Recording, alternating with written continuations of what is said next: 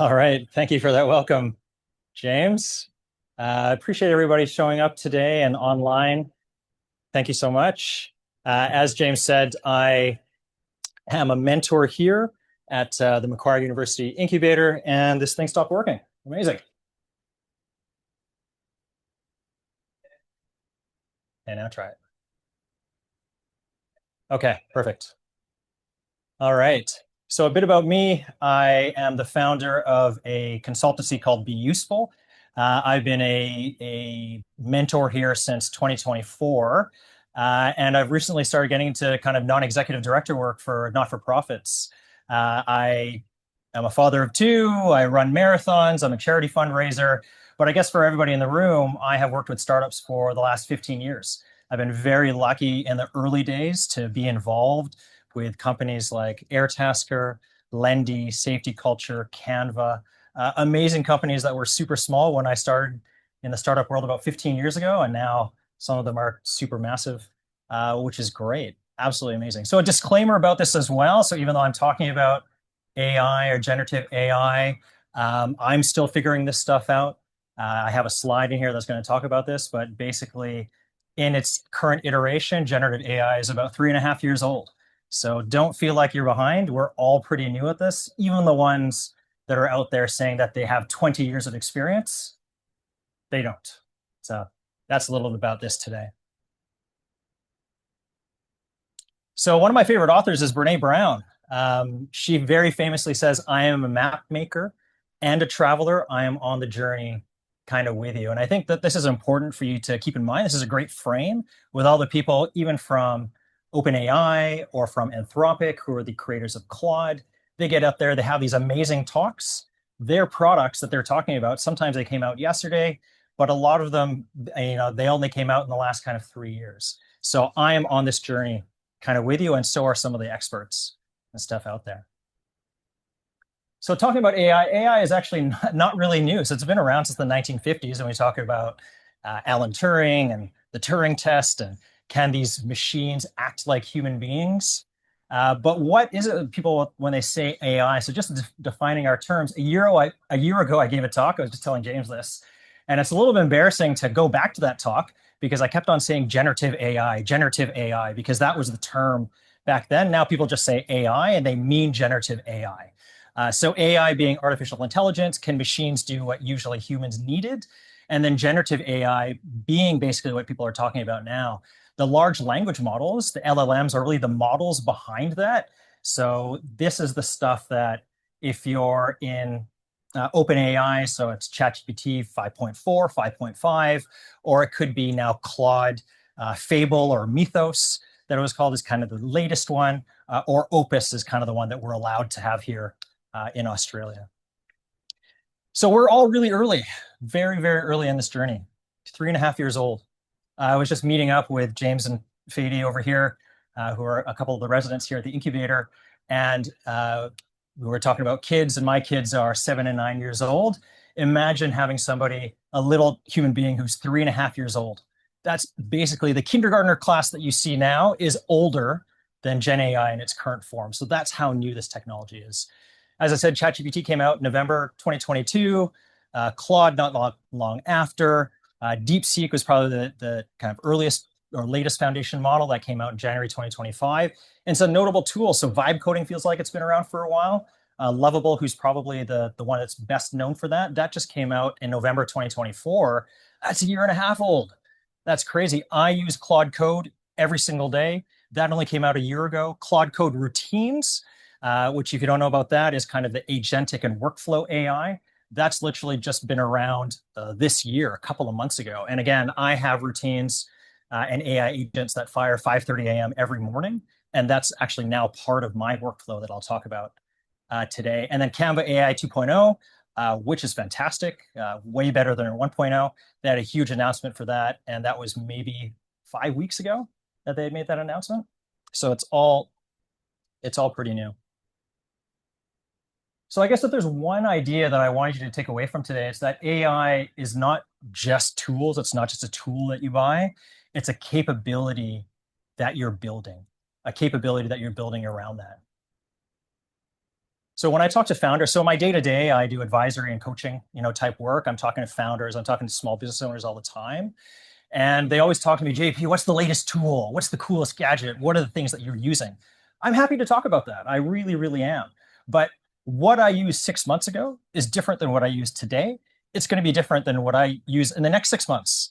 So I might be looking back on this talk a year from now and cringing again about the tools that I'm going to talk to you about today. And that's just the nature of the speed at which these things are changing.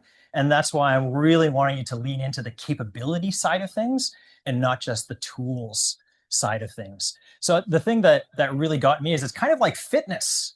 You're not just done with fitness. You're not done with getting a tool in AI. You're building your capability over time. You can have the best machines, you can have the best ways of doing things, but you want your nutrition locked in, you want your coaches in there, you want to be hitting that gym every single day if you want the results. And it's the same thing with your capability around technology and AI.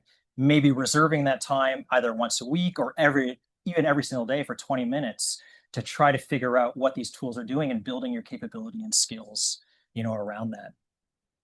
So I keep on using this word capability.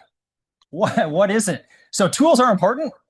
ChatGPT, Claude, N8N, Zapier, Cursor, Grok. You can look all these things up, Whisperflow. But it's also the skills and learning. So what is it that you're getting away from this? What is that ability to kind of keep learning? It compounds over the time. And then really the process. So the process is going to be the new moat, the new competitive advantage. How are you using these tools? What is it that you're doing on a day-to-day kind of deterministic side of things that's then using these non-deterministic generative AI, type tools? So capability is really all three of these things together.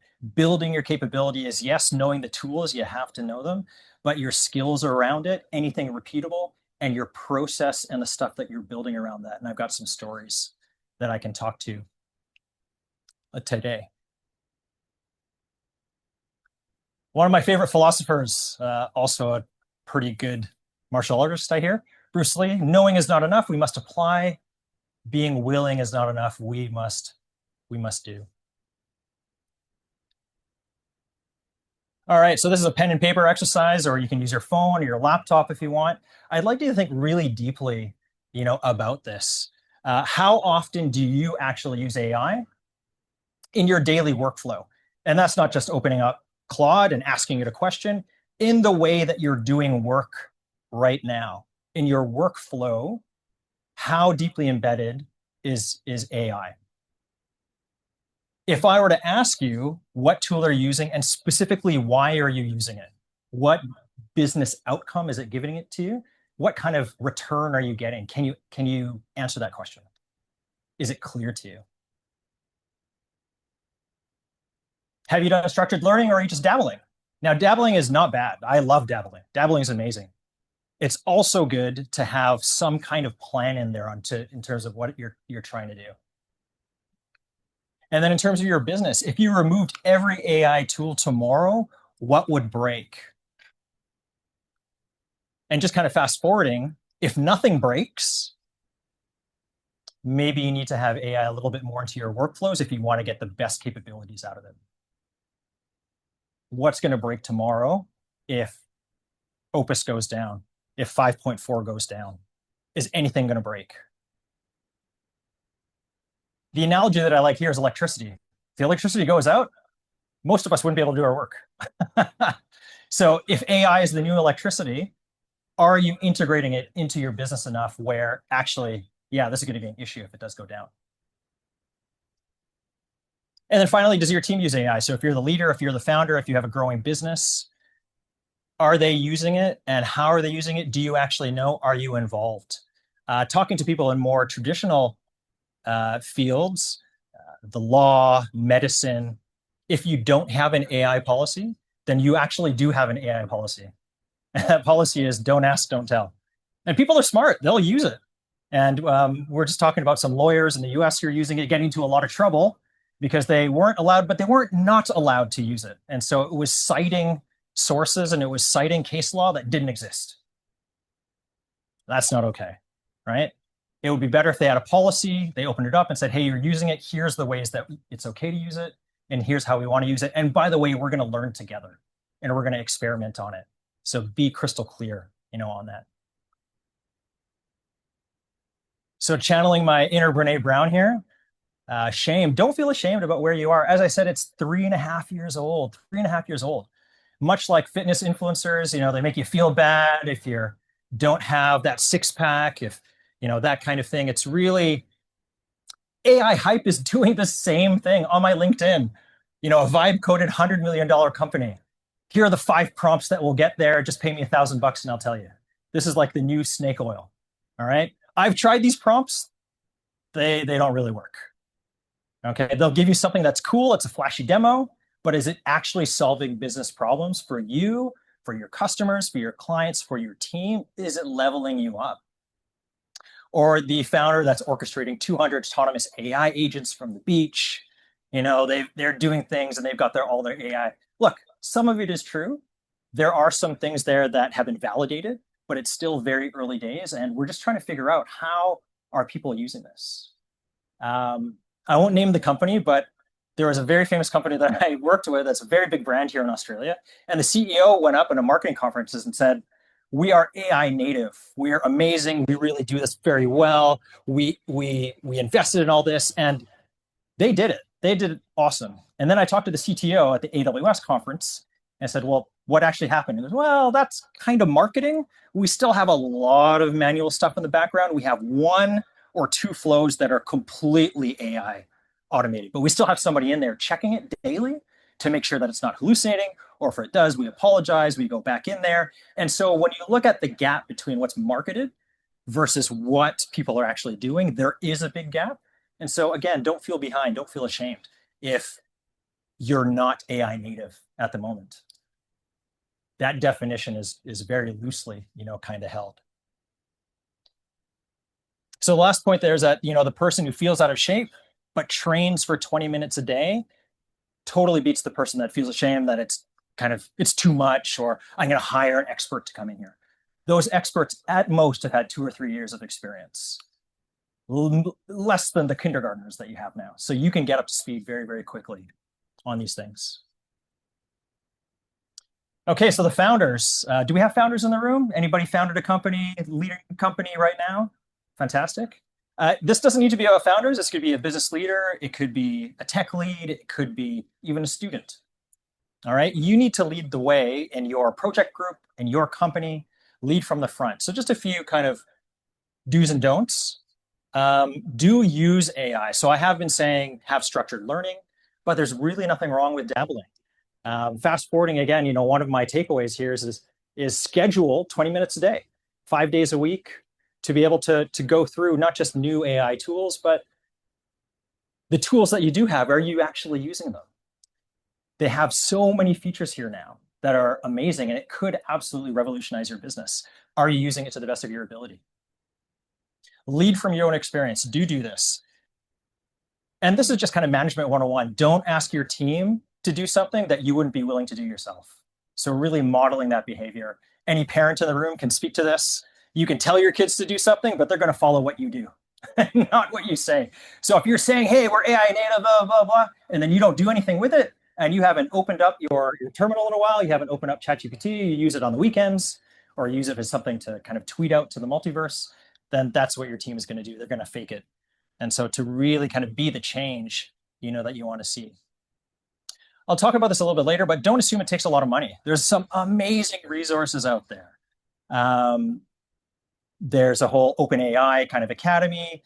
Anthropic has one as well. Google Generative AI. AWS has a lot of free resources for you to get out there and to really get after it. Don't wait till you feel like an expert, or that you have an expert telling you what to do. You can absolutely get out there, make your mistakes, iterate upon it, experiment, and kind of learn. And I'll spend a little bit of time on this last point. Don't surrender your judgment. Don't surrender your judgment. So don't let the AI's output be your output. And we see this with a lot of junior engineers and a lot of junior people just be like, oh, I need to come up with a marketing plan. ChatGPT, come up with a marketing plan. It's 6 months. Here's my work. Do you know anything about what this is saying? You're the person responsible for this at the end of the day. So there's a term, and I don't have a slide for this, but it's cognitive surrender versus cognitive offloading. And I'll put something in the resources for you. Cognitive surrender is exactly that. You've now turned off your brain. You've kind of given it to the AI, and the AI's answer is your answer. That is not what we want to do here. Use the AI to be able to get ideas, to go back to your ideas, to give you more ideas, to iterate back and forth, but you're the one responsible for that output, and it better be effing good because it represents you. Okay, so that's cognitive surrender. Cognitive offloading is I'm responsible at the end of the day. So I'm going to offload it to you. I'm going to go about doing my things here. And I do this with Claude Code all the time. I get it to try to write something for me. I know it's going to take about 20, 30 minutes. And then I come back on my lunch hour. I go, oh, I love this. I don't like this. I need you to change this. The color scheme's totally wrong. And I give it that prompt. I go and take all the time that you need thinking on Max, and then the CLI and Claude in there in my command line interface kind of goes and does its own thing. So cognitive offloading is what we want, not kind of cognitive surrender. All right, my use case here is the morning email digest. So Mark, if you're online, Mark Lewis from QMojo gave me this one. If you're a founder or you run a moderately successful business, you are drowning in emails, just emails galore, Slack messages, whatever it is. So before kind of drowning in it, you got client threads, you got cool newsletters, you've got updates from non-work things. And so this was me kind of every morning just going through 45 minutes to an hour. Now I have a curated email digest. It's in Notion. I don't even open up my Gmail. I don't open up Outlook. I go into Notion, and my AI worker has kind of gone through and went, here's everything that's urgent. Here's something that's watching or you should be waiting on that you want to keep an eye on. And here are things that are already resolved. So closing that loop for me. And now I have an email digest that goes every single day, 5 days a week. And it goes through the last 3 days on the weekend. And it has this thing now for me where I've iterated with it probably about 5 or 6 times now, where it's then missed emails and go, well, why did you miss this one? Why was that? So being able to do that over time. And this has only been running for me since April when Claude Code Routines kind of came out. I did have it. I was doing a bit more work in it and kind of Zapier, which are AI workflow tools. But the routines has really made this a lot better. So this is not just me reading email faster. This is me completely redesigning my morning process when I make my cup of coffee and then I read my email morning digest on what is it that I've either missed or I need to get back on or I didn't follow through on in the last 24 hours. Mark has actually taken this a step further and he's integrated his Slack messages. So he's got a global company. What Slack messages does he now get? And he puts that into his email and Slack morning digest. So that's something now, instead of going to 5 different tools, you're inundated, 6:30 in the morning. Now you just kind of read a digest. You can kind of get to it on your own time. You enjoy your morning coffee. So this is something that completely can revolutionize your morning and get you started in a better, kind of way. So Charity Majors is the CTO and founder of honeycomb.io. They're an engineering company that does monitoring type tools based in San Francisco. I follow her on LinkedIn. I think she's amazing. She talks about you will always be a little mad at technology. I get mad at Claude all the time. That's okay. But maybe we should work harder on noticing the things, the wins, and celebrating the progress we do make. And again, if there's something that I want you to take away from this, we're super early in our journey here. It's totally fine to make mistakes, but iterate on it. Make it happen. Do the things.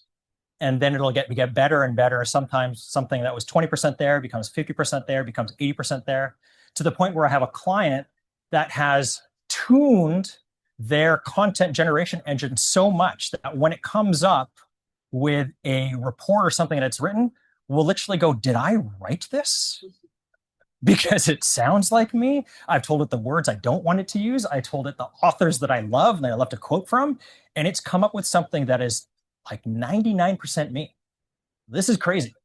Now, that's that person's IP because they put that into their master prompt. They put that into their project or into their custom GPT. That is now his new moat, is that. Yes, what took him maybe like a couple of days to come up with, he's now come up with this 1 or 2 page editor's kind of version, and it did it in 30 seconds. But it took 6 to 8 months of iteration to kind of get there.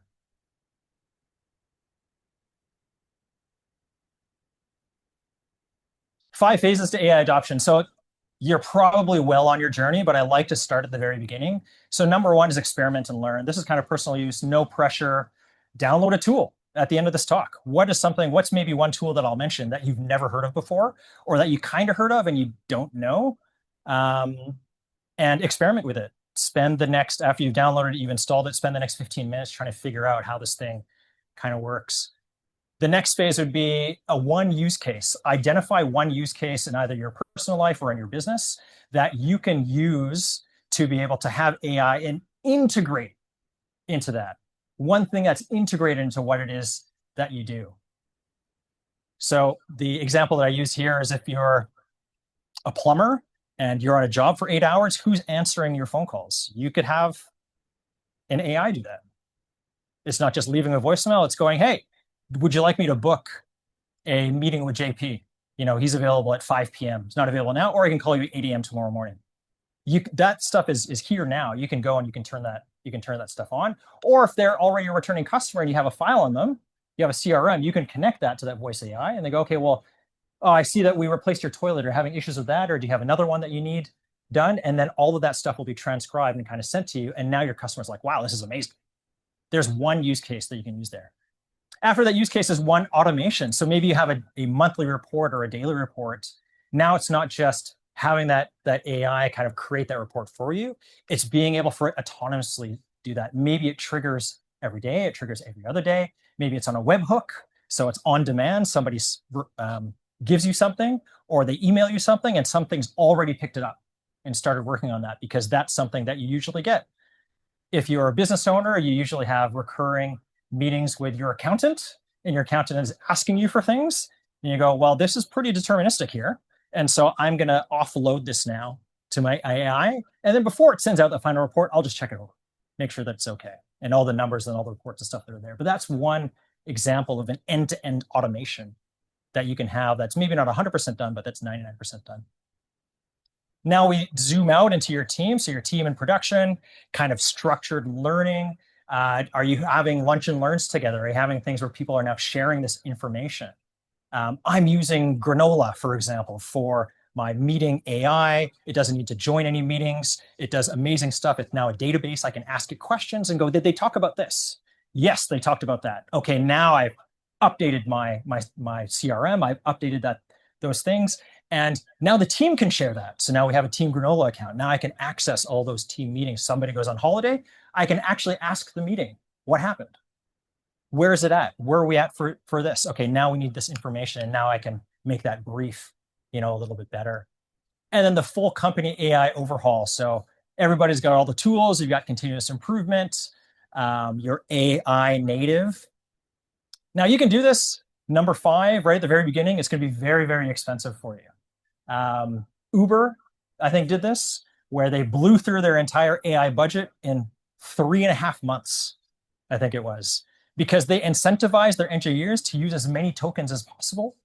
And they came up with a leaderboard on it. And again, people are super smart. They will just open up 10 different terminals and start running things and using AI to be able to do that.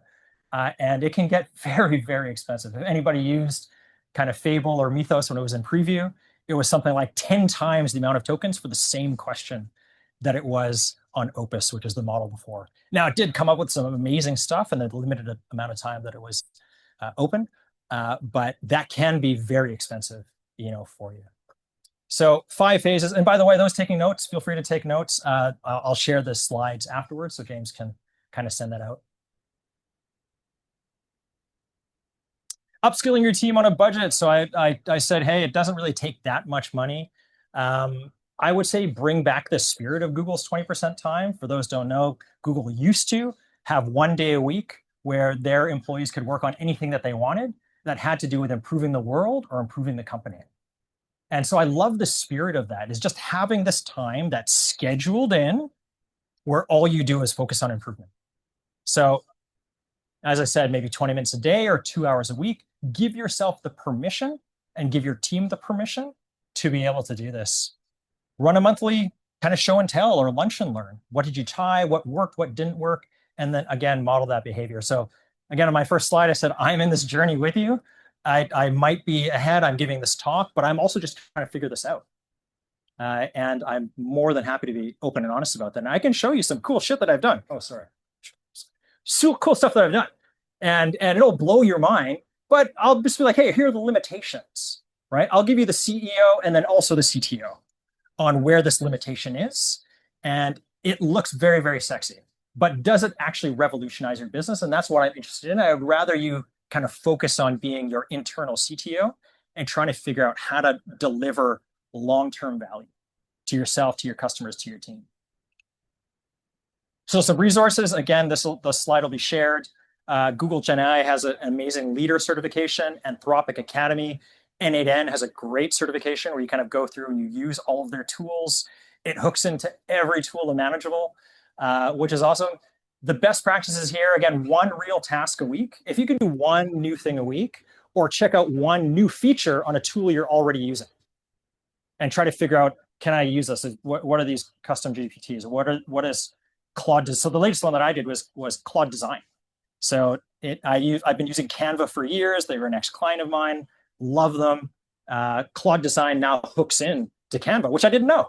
That's amazing. So I can start a design in Claude. I've already got that stuff got on my phone, and then I can export that to do all my detailed work, in Claude AI 2.0. The freemium type stuff. So Coursera is really good. They have something called an audit track where you can take like 80% of their courses. You don't get the certification, and they don't give you anything until you kind of pay for it. But there's a great computer science courses from kind of Vanderbilt University, UC Davis. NVIDIA has some great ones in there. Stanford and deeplearning.ai. Andrew Ng is a great, last name NG, is a fantastic person in the AI space to also follow, who's very grounded in what's going on, in the governance of it, and then to be able to have this kind of continued learning. And he's blown away. Like if he's at the frontier and he's blown away, then it's things where it's both exciting, but how are we going to kind of implement, this stuff? All right, a note on strategy versus kind of theatrics. So I mentioned theatrics, the CEO, AI in every pitch, you got fancy demos, you got subscriptions for everything. But have you actually solved deeply, your business problems? And this is where your capabilities and your capabilities outside of AI really need to marry very nicely with the tool set and the skills that you have, that's kind of there. Theatrics is okay. It's actually okay to start with theatrics. I've got this cool AI digital twin. It can speak for me. I'm walking down the river and I've got my hat on and it's not me. Oh my God, mom and dad, check this out. It's so awesome. Okay, that's good. But is that solving a problem for you? It might be if you're in marketing and you had to do these things live and you needed a videographer.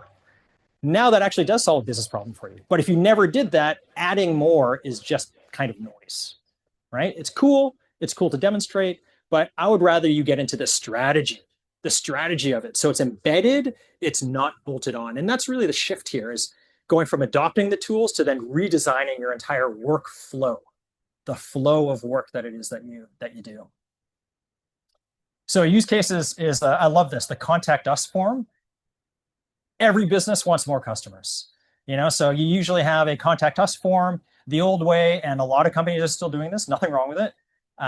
Here's my phone number, my email. They'll have a CSR, customer service rep, get back to you within 48 hours, maybe the next morning. Could be this plumber. Hey, I got your message. Let's have a chat. And that's cool. There's nothing wrong with it. The AI kind of theatric side of things might be, you've got now an AI tool, you've got all their stuff, and then it creates the email for you. You've kind of triggered it. You've copy and pasted it in there. That's great, but now it's just making you a slightly faster. And the downside might be that it's not using your voice unless you tuned it. The actual AI strategy then might be, this triggers at 11 o'clock at night. You have a research agent that goes out and finds a raga and goes, hey, this guy does some stuff in pharmaceuticals. He's like, okay, cool. Why is he contacting Be Useful, JP from Be Useful? It might be because they're looking for some consulting work. It might be because they're looking to implement this stuff.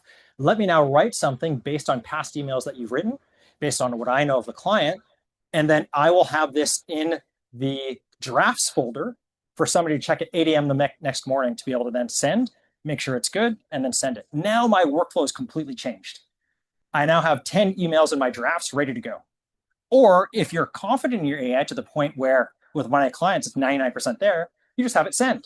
unless it comes from a very expensive client or you have now the flag that's like you want to do these things personally. So again, it's that kind of risk reward, but you have to be the person that's ultimately responsible for all of these automations and what AI kind of does. All right, JP, I'm sold. Capability is amazing. Still, though, I want to know what tools you use. Please name me some tools. No problem. I use Claude. It's my primary AI. It's awesome. I think it's amazing. I was using ChatGPT up until April of this year. So again, still very new. I'm very new. Sorry, March. So in the last 3 months, I've now kind of redesigned my workflows to all work with Claude, Claude Code, Claude Code routines. I use a lot of voice to text, so Whisperflow. I had a meeting over at Macquarie Park with a friend of mine this morning, and along the way, I was just using Whisperflow to talk with Claude to figure out what it is, a few of the business problems that I was going to have. I've got this deck that I need to go through for my director work. I have these questions on it. Can you look to see? And then it came back, and I didn't even read what it said, but I knew that I had that question and I had earmarked it. So I was kind of talking and kind of doing it at the same time. There's a great YouTube video of somebody who ran a marathon and coded an app while running the marathon. And so this voice to text stuff is really amazing. It's not just transcription, which is say ums and ahs, and it captures all of that. It actually is taking what you're saying and then writing what you meant to say. So Whisperflow is a great one. I recommended that to a couple of my clients, and they love it. They're dropping off their kid at school. They're talking to their kid, but then on the way back, they now open up Whisperflow and start to talk through their day. What is it they want to do? And they're already kind of getting things done, or if they're getting back to somebody. So I love getting emails from them in the morning, and they go, sorry, this is Whisperflow if there's any mistakes. Fantastic. I didn't even know until they put that line in there, at the end. I just thought that they were giving me an update on what was going on. Granola AI is a great one. So that's a meeting notes tool.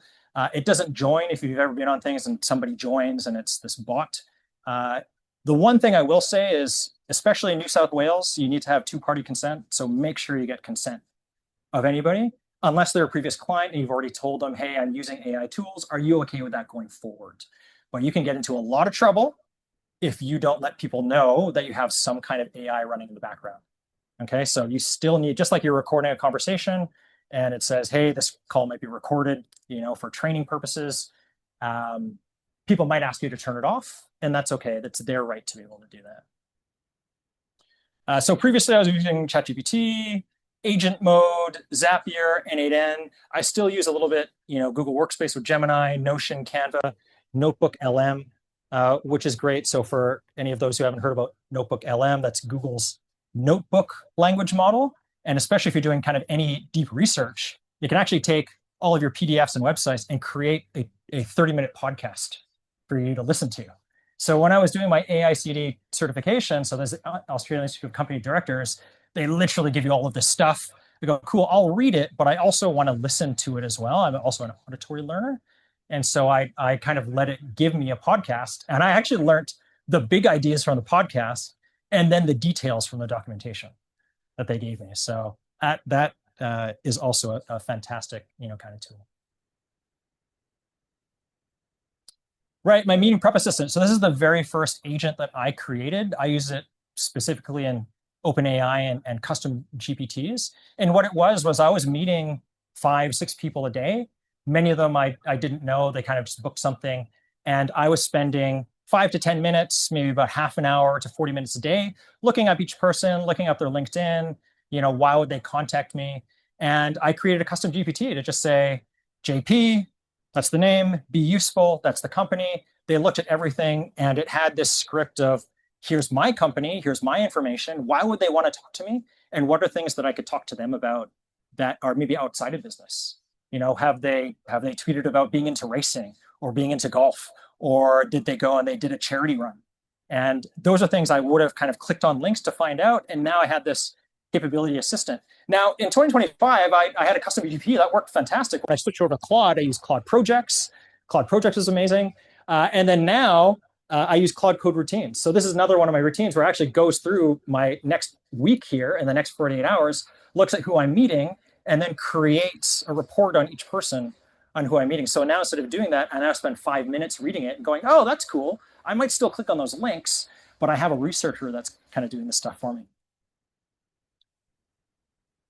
Another one in terms of continuous learning is the community. You're here at the Lunch and Learn. Amazing. You're already pat yourself on the back, for that. There's other ones, SID Tech Leaders, Future Tech Collective, Build Club is another one. A lot of these are either free or freemium, depending on the kind of subscription level that you want. There's also conferences, and these are all free conferences. The AWS conference, the Google Summit, Microsoft AI Tour, which I went to a couple weeks ago.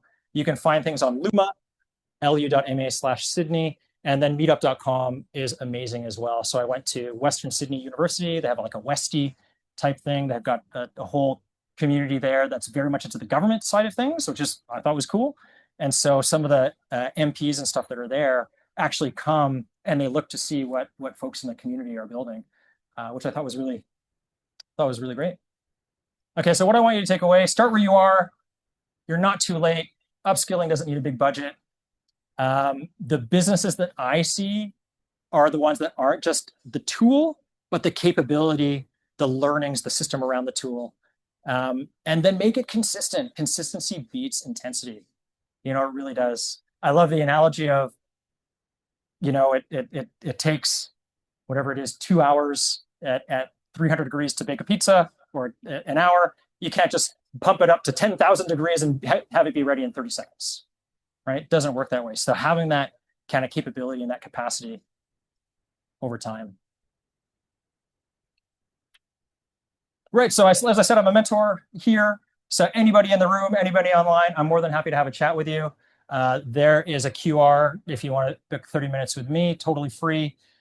We can talk through your problems on the AI side of things and how might we be able to help each other. So just very cheekily, I just put a QR code in there. I'm raising money for the Kids with Cancer Foundation. I'm running the Sydney Marathon. So if anything was useful here, I'm more than happy for you to donate your resources to a very amazing charity, which apparently a few of the people here in the incubator are working with as well to help level kind of them out. So I guess now we can take questions. Yes, thank you so much, JP. I love that insight about you're not late to the party. We're all new at this, because I definitely have that anxiety that everyone around me is a master of using AI tools, and I'm somehow this Luddite all of a sudden, and I don't know what I'm doing. So I appreciate that, actually. We've got some questions actually online, and people in the room will come to you next, I suppose. So start thinking about your questions now, and then we'll hand the microphone around. We need you to be on mic for the questions so everyone at home can hear them. So let me just go through some of these ones that we've gotten online. This is a long question. I'm gonna it's very long. All right, here we go. From a governance perspective, for organizations in developing markets such as Fiji that are only beginning their AI journey, what would you recommend as the first practical steps? Should we start with AI policies and governance, structures, workforce capability and literacy, use case identification, risk assessments, or data governance foundations? Let's leave the question there. What do you think? Developing nations, like Fiji, where should they start? Yeah, it's an amazing question. So from a company perspective, I would say that governance is important. So that doesn't need to be that doesn't even need to involve AI, right? So that's more of like a people question. Are we using these tools? Are we allowed to use them? Here's how we're using them and why. Here's what you can use, especially if you're in your things like medical. You don't want to be putting medical data into there. You don't want to be doing things that now that data belongs to the AI. It's actually in there. You want to do things like unclicking the thing that says train my model, which means that it's saving all of your data. You want to make sure that if it's any client specific stuff that you're using the API that says that they're not going to take any of that stuff. In terms of where to start, it's exactly here, which is experimentation. So what can you do from a personal perspective? You can absolutely experiment, no problem. And with any of the reports being able to automate that, like you don't need AI to do that, but it can accelerate that from there. The other thing, I mean, I'm a consultant, obviously, to be able to go to people who have helped others kind of do this in the past, and then to go to meetups like this, or to go to online kind of talks and that kind of thing as well is actually. Thank you, JP. All right, our friend Nicole asks, what about the risk of data privacy and security in broad stroke reading of emails in your inbox?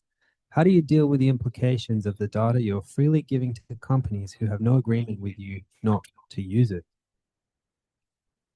Yeah, this is a great question. So this is in terms of AI kind of governance, is what are you allowed to do and what are you not allowed to do? So one of the more controversial things was that Google, in terms of Gmail, if you have a personal Gmail, they just turned this on.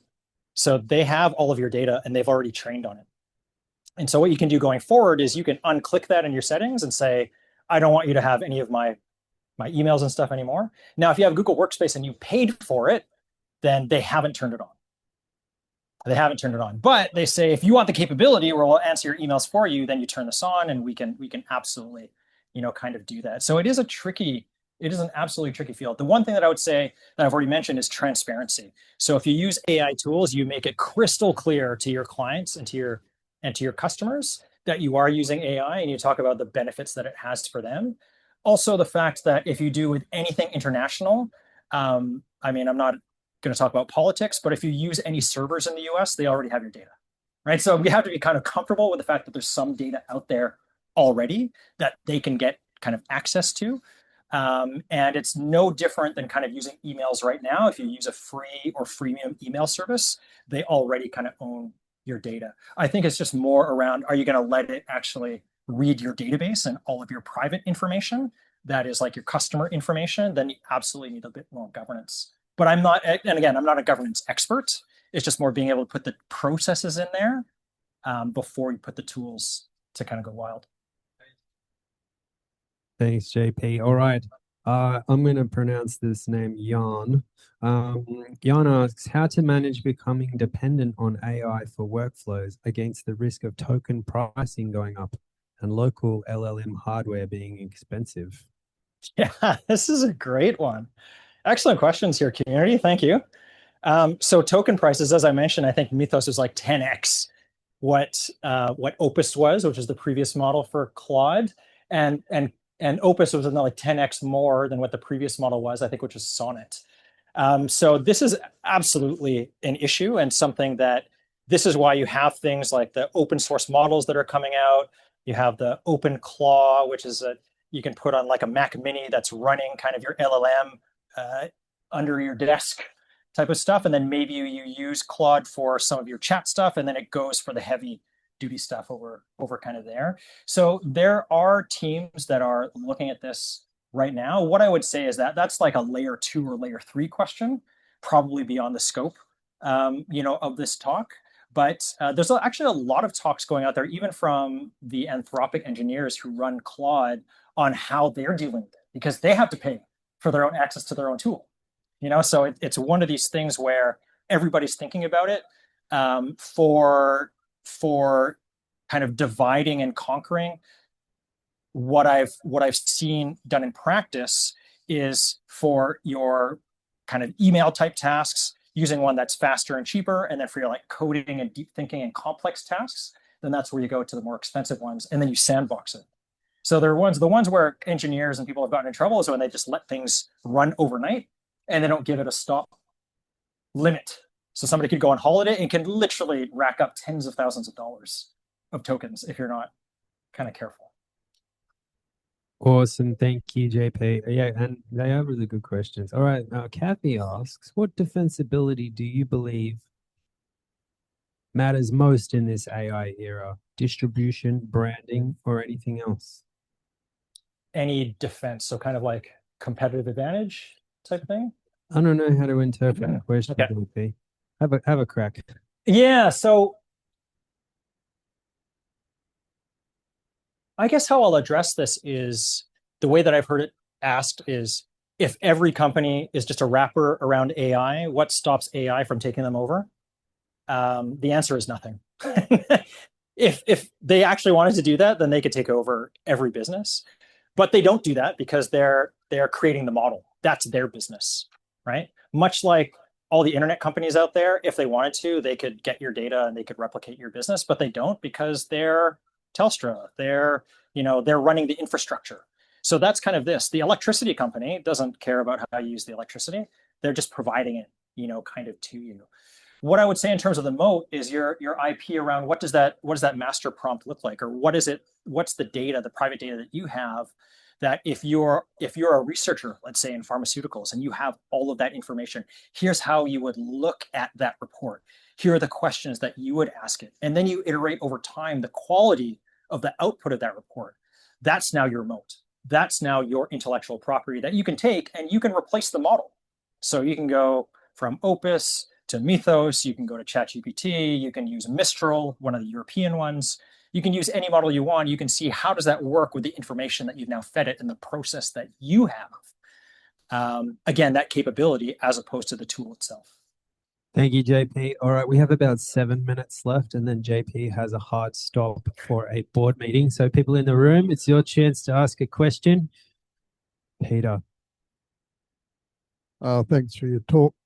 Well, I'm the CEO of a small company, and I started using ChatGPT a couple of years ago, not only for my business and finding out all about other businesses and clients, but I also used it for my family. And I was probably a little bit naive, but I put people's names in and things like that. Now I discover that it knows a lot about me, and not only about me, but about my clients and about my family and everything like that. And so I'm a little surprised that I can ask it questions which I didn't think they would know the answers, like when is your grandson playing soccer next, and it can find out things like that. I'm a little concerned that AI, not only what we've told it, what its reach is and be able to find information about other people.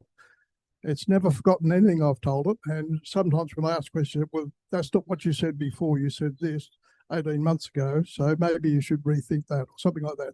So my question to you is just how, and I know that was sort of question was asked before, how safe is it and how much should we tell?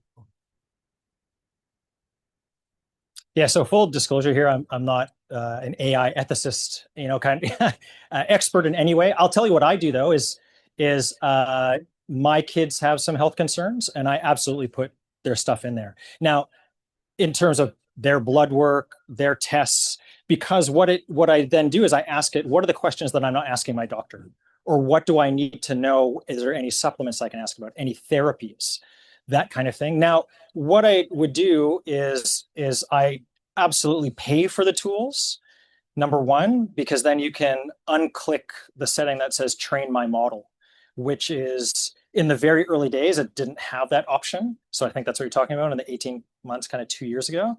But now if you pay for it, and even if you don't now, I think you can actually unclick that. So definitely go in there, because there is, in the early days, people put their entire business plan in there, and you can actually ask it about the business plan of this particular company. And if it trained on that data, it's still there.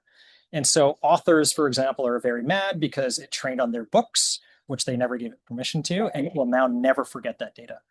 So absolutely, those were issues in the kind of early days. Is it safe? I think that return on investment is absolutely up to you. But for me, in terms of health concerns for my family, being able to ask these specialists that it's $500 to go talk to them. I want to make best use of that time. So what are the questions that I'm not asking? I've done that calculation in my head, and I think that it's worth it to do that. But again, I've unclicked the thing that says train on my data. So it's only in my local kind of Claude project that I have a file for my wife, for myself, for my kids. Hi, Rafid here. So just one question. You were talking about how, from a business perspective, if AI stopped working tomorrow, how much of your work will be impacted? So on that note, I wanted to ask, how much dependency is really healthy? To what extent is being AI native really good when it comes to when we know that AI can make certain mistakes? So what's the healthy point for a business? First of all, it's a great question. And I think this is where the secret sauce is, right? I'm going to give you the engineering answer, which is it depends. So for companies where they're not dealing with sensitive customer data, medical data, they've been totally open with their clients and customers that we're using AI. This is kind of part of it. Are you okay with that? Then go for the moon. Operate as much as you want, be able to automate a whole bunch of it. Now, this doesn't have to do with AI either, right? It's just kind of experimentation and having the permission to do that. But if it is around sensitive data, then being able to safeguard what goes into your system kind of there. But for me as a small business owner, it's completely revolutionized how I run my business. And as I said, even just in the last 3 months, and I'm almost remiss to be like, am I going to look back at this talk 6 months ago and like, oh, those are some tools that I recommended that I don't use anymore. I don't know if it's going to be kind of like that, but I'm excited to find out. JP, it is coming up to 1 o'clock, and I know you have a meeting to go to, so we probably should wrap it up there with questions. Definitely. We can take a couple more. Are you sure? Yeah. Okay. He's giving me permission. One here. Thanks, JP. Yeah. Commitment's grand.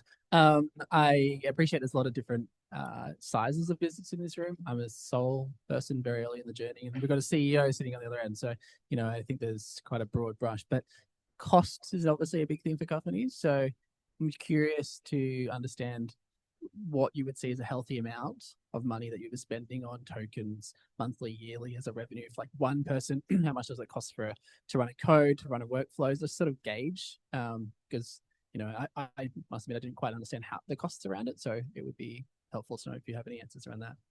Yeah, first of all, if you have signed up for API access, that can get very expensive very quickly. How much would I put towards it? I mean, I personally spend about $500 a month, on it.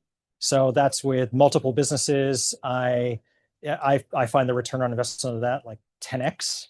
So it really depends on what your return on investment is around that, and whether it absolutely saves me having to hire a couple of admins or offshore folks or virtual assistants that would have cost more than $500 a month.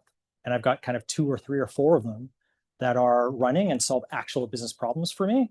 So I think that you just have to make that calculation yourself. And what I would say is experiment with one use case, and you could always turn it off at the end of the month, right? Or you can give it a limit. You can go, well, I'm going to prepay and I'm going to cancel my credit card, and just be like, it's going to go until that is done, and see if it returned that investment for you. So this is that experimentation and iteration side of things. The great thing here is that you can absolutely back out of it if it doesn't work. And I've done that a bunch of times. I've integrated things, I've spent weeks on it, and then I went a couple of weeks and went, this isn't working, and just cut it out and went somewhere else. So but those learnings were kind of invaluable from that perspective. But if you're a sole trader, unless you're doing crazy kind of things, then it's only going to be limited by the amount that of work that you kind of actually give it. All right, we got one more question. One more. Okay. Hi.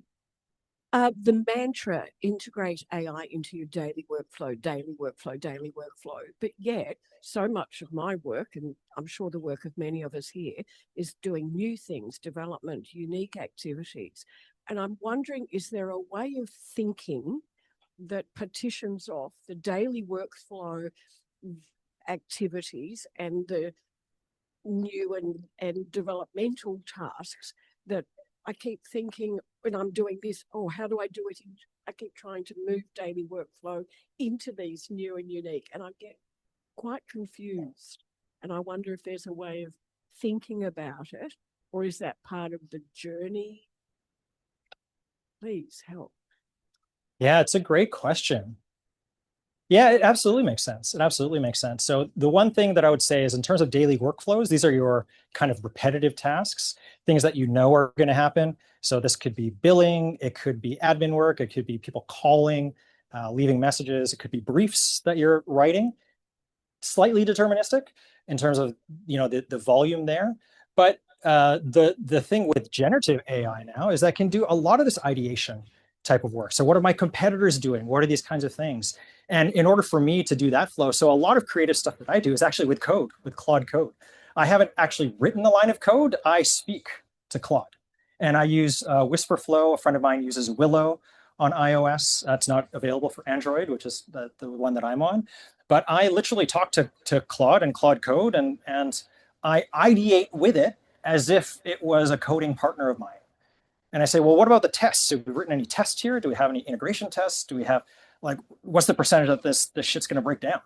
Give it to me. So it could be. I mean, the frame that might help that I've actually used is, think of AI as a PhD postdoc level new intern. So they're super smart. They can do whatever you want, but you're not going to let them run your business. You're not going to take that output and say that this is absolutely it. But you can hire a whole bunch of them and say, okay, you go away, and it's my job now to cognitively understand where you are and what the output that you're giving me kind of is. So it could be that creative partner.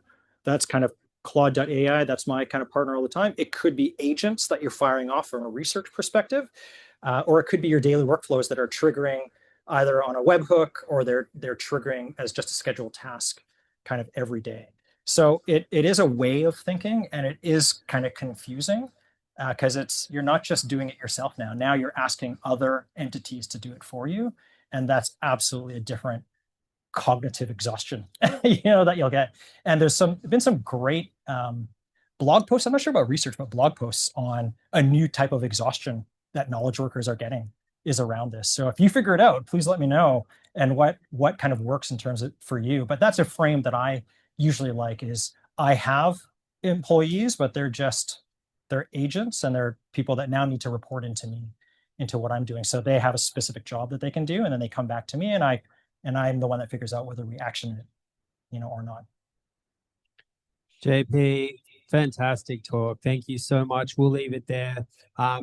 JP has generously put a link there to the Be Useful website. So, I encourage you to connect with JP, go on and learn more about what JP does, how Be Useful could be useful to you. And thank you all so much for coming. As JP said, we'll send the slides around after this. We'll send the recording around if that's okay. Yep. So that you can cover any of the topics again if you missed them, or you want to just kind of rehash some of that great, fantastic, useful content. What more can I say? Just thanks to JP. These things are voluntary, so JP's come here to volunteer his time. So we really appreciate that. Big hand for JP, everyone.